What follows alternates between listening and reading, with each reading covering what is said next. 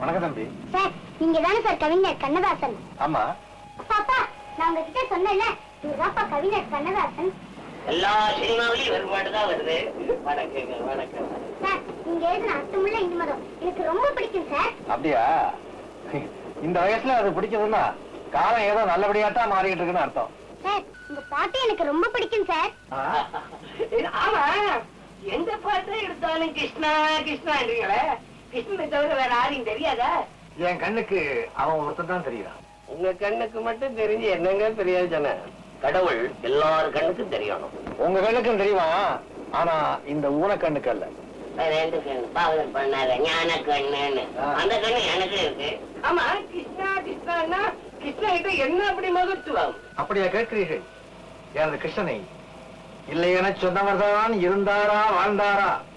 எனது தேவன் எல்லையில் தான் போய் சேர்ந்தார். எறும்பாக நரியாக இனி பிறப்பார். கல்லையவன் பெயர் சொல்லி கடித்தாலும் கனியாகும். காண வேண்டின் முல்லை மலர் விளையாடும் குருவாயூர் திசையினில் நீ முகம் வைப்பாய். கிருஷ்ணன் ஆபத்பாந்தவன், அநாத ரட்சகன். அவன் ஒரு ஞானக்கடன். உலகத்தில் இரண்டே பேரைத்தான் சுவாமி என்று அழைக்க முடியும். ஒன்று முருகன் குமாரசுவாமி, இன்னொன்று கிருஷ்ணன் கிருஷ்ணசுவாமி. அப்போ ராமசாமி, கருப்புசாமி, வெள்ளசாமி இதெல்லாம் வெறும் சாமியா? அதெல்லாம் பூஜைக்குரிய சுவாமிகள். ஆனா உபதேசிக்கின்ற சுவாமிகள் அல்ல.